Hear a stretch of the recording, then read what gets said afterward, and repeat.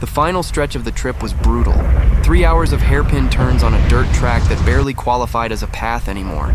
Just 2 rutted channels of mud divided by withered weeds and the occasional jagged boulder that scraped the belly of my Honda Civic.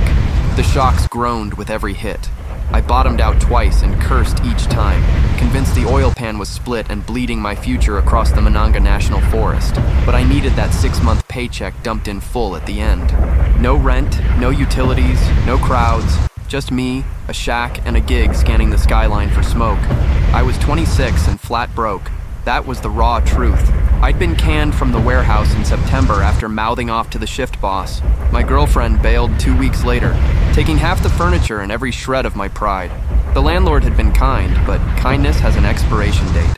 The job posting claimed they wanted someone at ease with prolonged solitude and competent in remote terrain. What it actually meant was, we need someone desperate enough to spend half a year alone on a ridge, and we're counting on you not asking questions. I was desperate enough. The forest closed in tight on both sides of the track. Ancient giants, towering oaks and hemlocks, blocked the sun and soaked the air with the scent of moss and decay. My phone lost signal an hour back. I followed the directions Bill had emailed. County Road 7 until the rusted green gate. Code 4177. After the gate, stick to the main path 8.3 miles. You'll know the cabin when it appears. At 8.2 miles, I thought I'd missed it. Then the structure materialized. A dark hulk crouched among the trunks like it was trying to disappear. Smaller than I'd pictured, maybe 20 by 15, with a sagging porch roof and a stone chimney leaning left. The logs were blackened by decades of weather. The windows were boarded from within, sealed like eyes shut tight. It looked less like a ranger station and more like a secret. I parked and cut the engine. Silence slammed down. Absolute, suffocating. No birds, no breeze, no far-off drone of traffic or jets. Only the engine ticking as it cooled, and my own pulse thundering in my ears. I sat there a minute, hands still locked on the wheel, letting the solitude sink in like cold water. This was what I'd asked for. Peace. Quiet. A reset. The key waited beneath a boot-shaped rock left of the steps, exactly where Bill said. I unlocked the deadbolt and shoved the door. The hinges shrieked. The smell rolled out first, not rot or mildew, but occupation, stale coffee, wood smoke, the sour bite of unwashed skin. The place was supposed to be vacant, swept clean after the last watcher finished 3 weeks ago. Bill had promised, yet it felt lived in. One room held everything. A dented cast iron stove with a battered kettle, a tiny counter and 2-burner propane unit, a scarred table flanked by mismatched chairs, a narrow cot against the far wall still made up with a faded quilt. A sagging shelf groaned under warped paperbacks, mostly westerns and thrillers. Mud-crusted boots waited by the door, laces knotted. A coffee mug on the counter held a dark ring of dried sludge. Someone had stepped out for a minute and never returned. I dropped my duffel and prowled the space. Left door, cramped bathroom with composting toilet and sink. Right door, supply closet crammed with canned goods, propane, batteries, first aid. Back at the table, a spiral notebook lay open, pen across the gutter. The hairs on my neck rose. I lifted the pen. It was warm, as if freshly used. Impossible. The cabin had sat empty 3 weeks. Bill said the prior watcher, Elias Moss, had quit suddenly and left. They'd removed his belongings. This was mine now. But the boots, the mug, the notebook were here, open to a page that turned my stomach. I sat and dragged the notebook closer. The scrawl was frantic, ink gouging the paper. Day 127. It knows my name now. I flipped to the beginning. The handwriting there was tidy, almost cheerful.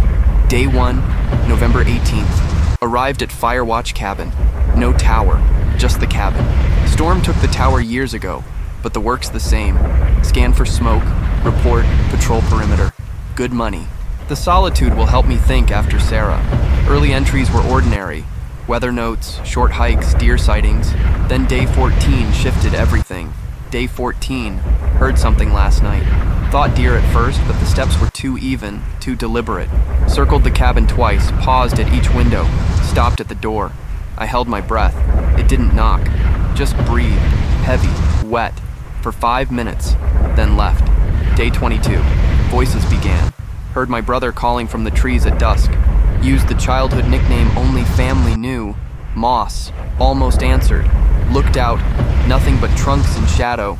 Voice kept calling, angrier each time for 10 minutes. Day 31. Found the rules this morning inside the stove, wrapped in oilcloth. 7 rules, handwritten. Weird, specific, creepy, but the last guy left them for a reason. I'll follow them. My hands shook as I read on. Day 47. Voices know things they shouldn't. Heard Mom last night. She died when I was 12. Knew the lullaby. Knew her exact last words to me. Took a photo like Rule 2 says. Polaroid showed only trees, but I heard her. Day 68. No sleep. Something knocks every night. 3 times. Always 3. Radio flips on alone, spitting static. Stones around the cabin get scattered. I reset them at 6 a.m. sharp, but it never stops. It's testing me. Day 103. Saw it today, briefly, through the trees. Man-shaped but wrong. 7 feet tall, arms past the knees. Watched me from the spring. Didn't fetch water. 2 days dry now. Last entry, day 127. It knows my name now. I closed the notebook, heart pounding. This wasn't madness. It was a warning. Something was tucked beneath. Yellowed paper, folded. 7 names and dates in neat print. Beth Calloway, April 3rd. James Ruiz, June 12th. Samuel K., August 7th. Dalton Price, September 19th. Elias Moss, October 24th. Margaret Thorne, November 8th. Liam Carter, November 18th. Today. My gut plummeted. Below the list, in looping feminine cursive I'd know anywhere.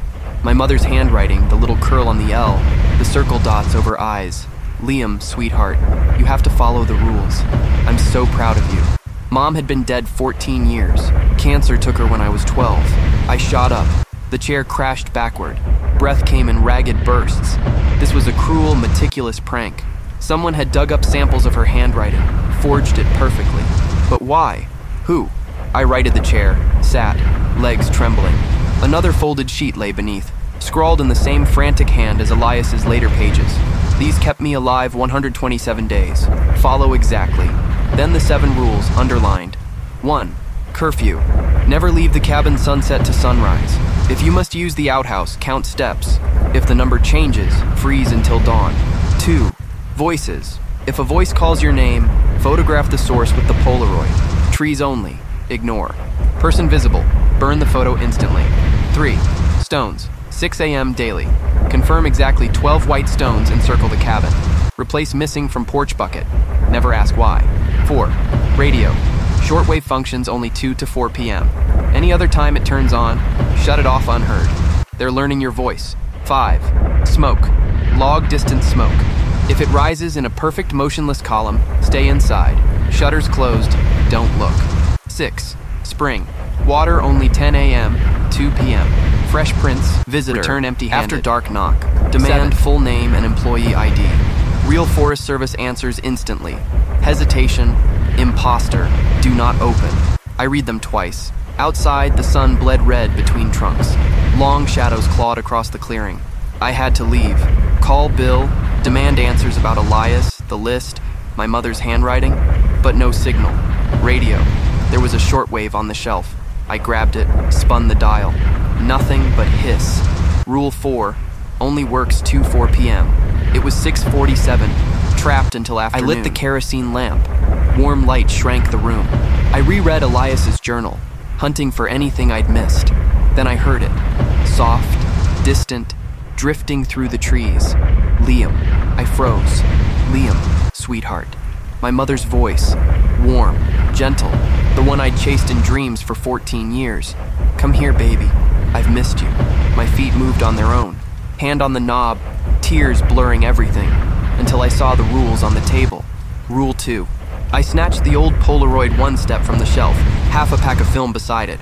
Cracked the door just enough, aimed toward the tree line. Click whir. The photo slid out. I watched it develop. Trees, only trees against a bruised sky. Nothing else. Yet the voice continued, clearer. Liam, why won't you answer? Don't you love your mother? I slammed the door, locked it, shoved the table against it. The pleading went on. 3 minutes of tears, bargains. My name repeated until the voice cracked and warped into something that wore her tone like a badly fitted mask. Then silence. Thick, breathless. I sat with the empty photo trembling in my hand. Journal open, lamp flickering. My first night had barely started. The knocking began at 11:43 p.m. 3 calm, measured raps. The polite knock of someone you trust. I sat rigid. 3 more. Louder. Rule 7. Who's there? My voice cracked. Liam, thank God. Bill's voice, gruff and tired. It's Bill Thompson. Emergency. Open up. Every instinct screamed to obey. Employee number? Silence. 3, 4, 5 seconds. Liam, come on, it's me. Employee number, I shouted. The warmth drained. Cold. Flat. 74298. Hesitation already betrayed it. Full name? William Howard Thompson. Open this goddamn door. The door shuddered under a massive blow. Once. Twice. The frame rattled. Open it! Multiple voices now, layered, furious. I raised the Polaroid, aimed through the crack. Click whir. Photo developed. Just the door. No figure. The pounding stopped as if severed. 5 minutes. 10. Nothing. At 2:17 a.m., singing drifted from the east. Wordless, multi-layered, beautiful, and utterly wrong. Like a choir intoning backwards. Perfect, inhuman harmony. I crept to the east window, eased the shutter a finger width. 6 or 7 shapes stood in a loose ring among the trees, motionless, singing. Click whir. Photo. The song lasted 8 minutes, then cut mid-note. I didn't sleep. I sat with the camera in my lap and Elias's journal open, rereading the same lines until gray light leaked through the shutters at 5:47. At 6 a.m., sharp, I stepped outside for the stone check. The air felt thick, wet, oppressive. No birds, no insects, no wind. I walked the circle, counting smooth white river stones. 1 through 11, 12 missing. Pressure crushed my chest. Vision tunneled. I staggered to the porch, found the bucket, grabbed a replacement. The instant the 12th stone settled, the weight lifted. A crow cawed somewhere distant. Back inside, door locked, hands shaking. I needed answers. In the supply closet, under blankets, a heavy trunk, unlocked. Inside, 2 older journals. Beth Calloway, started hopeful, ended abruptly after voices, rules, singing figures that photos never captured, and time-skipping hours in a blink. James Ruiz, same pattern. Stones vanishing, headaches lifting only when replaced, radio calls cut off mid-sentence as hours vanished. Both names from the list, both stories severed without ending. 1:47 p.m., 13 minutes until the radio window. At 2 hours sharp, I keyed the mic. Base, this is Station 7. Station 7 base, Bill, Liam. Relief flooded me. Bill, something's terribly wrong. Elias Moss didn't quit. Liam, slow down. Elias resigned 3 weeks ago. Cabin's clean. It's not. His boots, his mug, his journal, plus 2 more from watchers you say never existed. Long pause. Liam, there's no record of a Beth Calloway or James Ruiz ever working here. I've run this district 12 years. I'm holding their journals. What rules, Liam? I opened my mouth and the light dimmed to blood red. Watch read 2:09. Then 6:14 p.m. 4 hours. Gone. I tore the shutter open. Sunset. Bill's voice crackled, panicked. Liam, get in your car and drive now. Don't pack. Don't wait. Can't. After sunset. Rule 1. What rules? There are no rules. Get out. Static swallowed him as darkness poured in like ink. 4 hours stolen in a heartbeat. Bill screaming to run. But the rules pinned me. Then it hit me. What if the rules weren't protection? What if they were the trap? I tore the cabin apart. Shelves, drawers, every corner. Found the trunk's false bottom. Combination lockbox. Tried Beth's date. 403. Click. Inside. 3 Polaroids and a pristine black notebook. First page, clinical handwriting. Subject E. Moss. Day 1. Arrival 1422. Moderate depression. Isolation seeking. Discovered staged materials 15047. Immediate supernatural attribution. Compliance 87%. Later entries detailed every haunting as deliberate stimuli. Speakers, ghillie-suited staff, infrasound, sedated water, EMP watch resets. Final entry. Today, subject L. Carter. Day 1, arrival 1634. High vulnerability. Job loss, breakup, death. Discovered materials 1712. Maternal voice stimulus elicited tears. 100% first night compliance. They'd watched everything. The Polaroids, cave entrance, interior, monitors, speakers, researchers. 3 knocks. Calm, professional. Liam Carter. Bill Thompson, ID 74298. Open up. We know what you found. Number instant. No hesitation this time. Bill, what did you tell me to do on the radio? Silence. I said follow the rules and stay safe. Wrong. You told me to run. Voice flattened. Mister. Carter, this is Dr. Eleanor Vance. The study is over.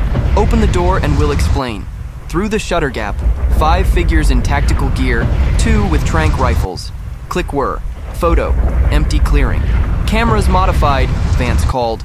Special film. Reinforces compliance. She explained it all. Speakers, synthesized voices from social media, infrasound, sedated water, everything a calculated torment dressed as science. Why? To map how the mind fractures under sustained pressure. The data has applications. A low generator hum rose from the east. Real, mechanical, human. The rules were a cage. Stay inside, stay predictable, stay measurable. Elias broke on day 127 trying to flee at night. They took him. Cave was east. Generator was east. I'm not opening, I said. We'll wait. You'll need water. You'll break. They melted into the trees. I sat with proof in my hands and a plan forming. Dawn. I broke rule 1. Backpack stuffed with journals, photos, camera, water bottle, flashlight. Locked the cabin and walked east at 6:47 a.m. Orange survey tape marked a faint trail. Generator grew louder. Diesel and plastic smoke stung the air. The cave mouth yawned. 20 feet wide. Cameras, cables. Click whir. Photo. Empty rock. Dr. Eleanor Vance stepped out. 40, neat ponytail. Wire rim glasses. Casual fleece like a weekend hiker. You're early. Models predicted another 12 hours minimum. Your models missed something. She smiled without warmth. That's why outliers are valuable. I want Elias Moss. Surprise flickered. Most never connect the dots. Come inside. Every instinct screamed run, but Elias and the others were in there. I entered. High-tech nerve center. Monitors showing the cabin from every angle. Audio racks. Servers glowing. Welcome to the observation suite, Vance said like a tour guide. Where's Elias? Processing.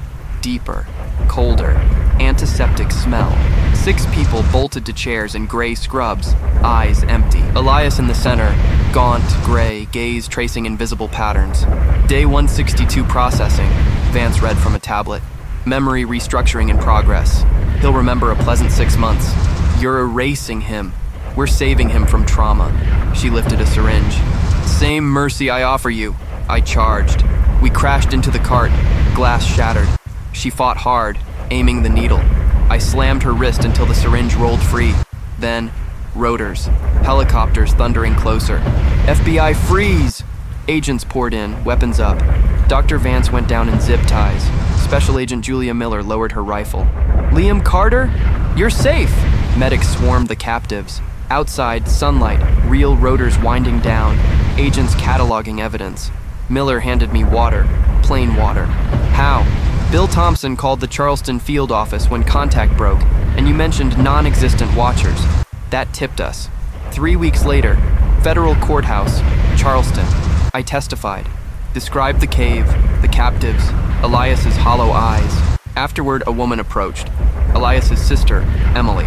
Thank you for bringing him home. He remembers his name now. He remembered me last week. Hope. Small. Fragile. Real. Agent Miller handed me the Polaroid. Evidence released. Yours again. Later in the park across the street. Vance kept perfect records. 17 prior subjects at other sites. The nightmare wasn't supernatural. It was human. And it was over.